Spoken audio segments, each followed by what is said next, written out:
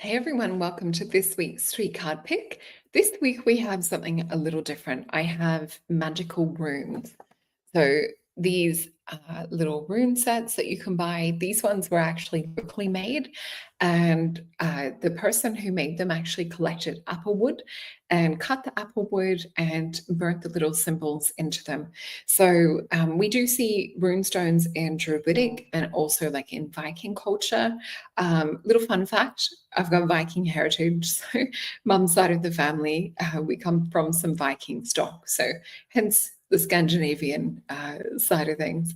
So anyway, let's get into it. Before we get into it, I just want to share with you guys, we do have on MaisonJupiter.com, learn how to see auras. So if you guys haven't signed up yet, it is an amazing course. 15 video classes, 4 meditations, and 3 bonus Q&A sessions as well. So it's definitely full of value, and I'm hearing amazing things from people starting to see auras. So really, really exciting for our gorgeous community. And yeah, I love hearing your feedback as well. So let's get into number one. Oh, and if you're wanting to have a one-on-one reading with me, I do have readings available for the end of November, start of December, just before Christmas. Can you believe how fast this time has gone? So yeah, please head on over to MaisonJupiter.com, use Jupiter to receive 10% off your reading as well. So if you picked the number one position, you would have picked, and let me just I've got to bring up my pronunciation for these because they're a little bit harder. So you've picked up Ansu, if I'm saying that right. So can you guys see this one? Let me just find my camera. Hold on a sec. I'll move that over so I can see what I'm doing. Okay, so we've got Ansu here. So this is connected with Odin. It's also to do with insight, communication, inspiration, and true vision. So have a look into, at the moment, are you needing to get more insight? Are you needing to connect to a wider vision? And needing more inspiration. So there could be projects that you're working on, or there could be situations or complications where you actually need insight. So this symbol will help give that to you. So you can even draw this, whether it's on, make a little sigil, like a little piece of paper that has this symbol on it. Sometimes if I'm working with certain runes, I'll even like draw them and pop them on my skin, just draw them with a pen. So let's have a look into cards to support that, working with vision and things. We'll go for the Star Tarot and see what comes up for you guys. So we have the 10 of Cups, which is beautiful energy of wishes fulfilled, 6 of Swords and 6 of Cups. We've got a little bit of you guys maybe shifting some timeline stuff going in a journey. So it does look like there is a bit of a blockage around bringing inspiration in. So I see there's sort of like, with this card spread, what I'm sort of seeing is like you guys picking up on and sensing different things that you're wanting to work with or manifest and shift timeline wise. And then all of a sudden it comes to a halt or comes to a stop. So we might ask what that's about. But yeah, 10 of Cups. And then we see 6 of Swords. So we see a family, we see journey. For me, the 6 of Swords is also about the unseen or the invisible world. A little bit of Viking type energy also with traveling on the sea. We also have the 6 of Cups. So this is about tap into inner child. You might want to do something that activates and connects you more with your higher self to bring that vision in. Or perhaps asking Odin himself for some insight or some communication to give you inspiration. Because yeah, it does look like the channel's a little bit blocked at the moment with this Ace of Swords coming out in reverse. There's some way that you might be closing off, not fully opening up to receiving inspiration or insight. I would also say take stock, tap into gratitude, because 10 of Cups is a lot too. You know, this is beautiful things that we already have. So look to the things that you've already worked on, whether it's like visions and manifestations. We also have an Ace of Coins and 7 of Coins, and we have the Tower card. So there might be certain things that you need to actually have exit your life before new things come in. We've got the Hanged Man. This is also about stretching past any mental blockages or limitations. So sometimes we get trapped in thinking things have to look a certain way. So this is really about opening your vision up to a broader perspective. So perhaps some insight and meditation, definitely draw that symbol out. You can just carry it around in your pocket, but we've got Ace of Coins and the Seven of Coins. So Spirit is definitely trying to give you a new way to view things, but there are some things that perhaps have to exit before new things can come in. So even just cleaning your space, maybe doing that little exercise will help bring through a new infusion of energy. But the Hangman, we need to start looking and seeing and thinking outside of the box. So this Jupiter expansion, growth energy. Is there anything else that we need to know about for this week? Let me just grab a card from the Alice deck. They're just asking for one card. Let's see what we have. Oh, we have the Seven of Hedgehogs, which we had the Seven of Coins before too. So with the Seven of Coins, this is sometimes also about just, keep on working and the answer or solution will come up. So I would say don't dwell on feeling stuck at the moment. Really, just keep moving. Ask and put out for Spirit to give you more insight and to give you more direction and for things to unfold. But then you don't want to obsess over it. You want to get on with life and get things done. So hopefully that helped with you guys. Let me know if you picked Ansu, that rune, which looks like a little bit of an F. The next one that we have is number 2. And this one is this little symbol. So this is called Degas, if I'm saying it right, which is about dawn. It's about breakthroughs. It's about awakening and embarking on an enterprise. It's interesting how these two sort of flow together, 1 and 2 so far. So you may have felt drawn to more than just one. But yeah, with this one, definitely about looking at getting a breakthrough. This feels like a breath of fresh air type energy. Let's see what we have from Spirit with this. We have an Ace of Discs coming in. So it definitely looks like pay attention to what Spirit is saying at the moment. I would also be careful about who you're telling about things that you're working on or things that you're even thinking, because we do have the Devil card come up with this as well as the 10 of Pentacles. So it does look like that there is a breakthrough energy.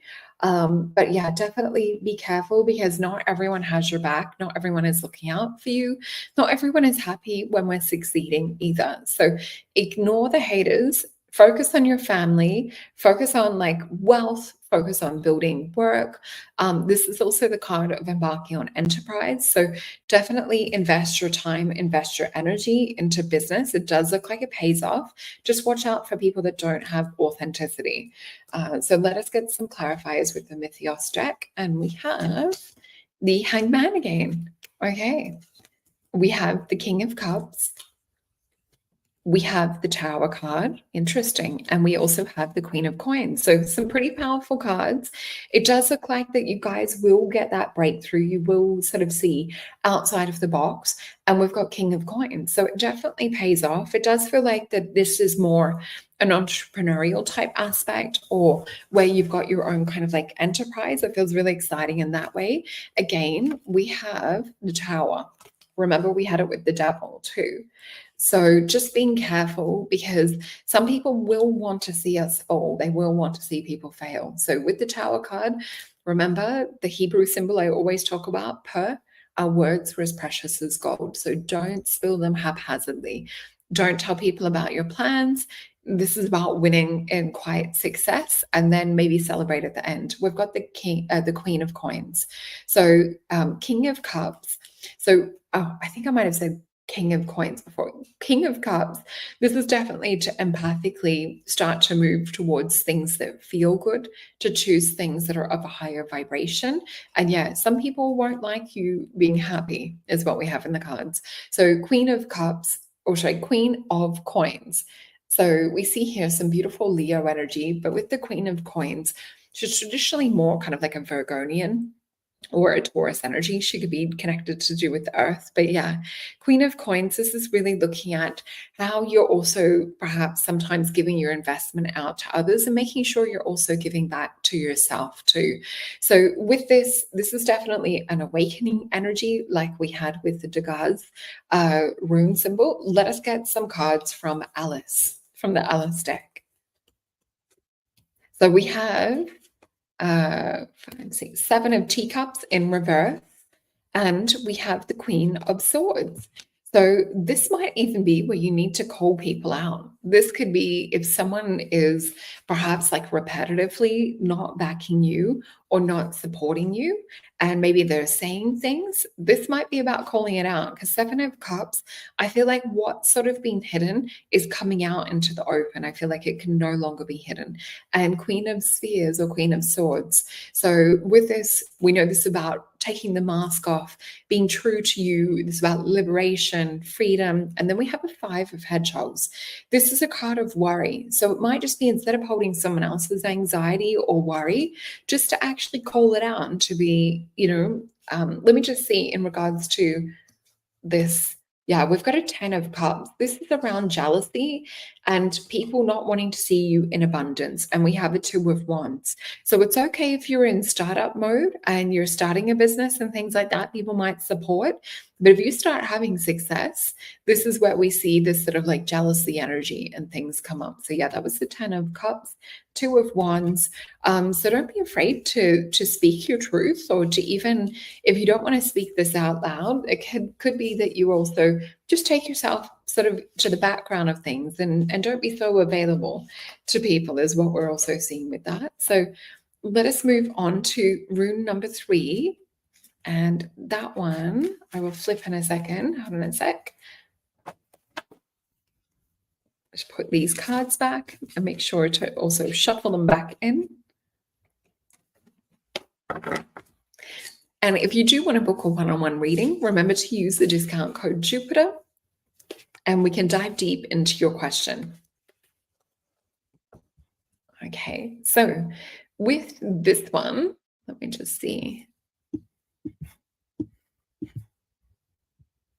Okay, so this one is Wunjo. So it is connected to do with joy, comfort, and pleasure. So Wunjo, joy, comfort, and pleasure. Let's have a look into what the cards are saying for you guys for this week. All right, they're taking me to the Alice deck to start with.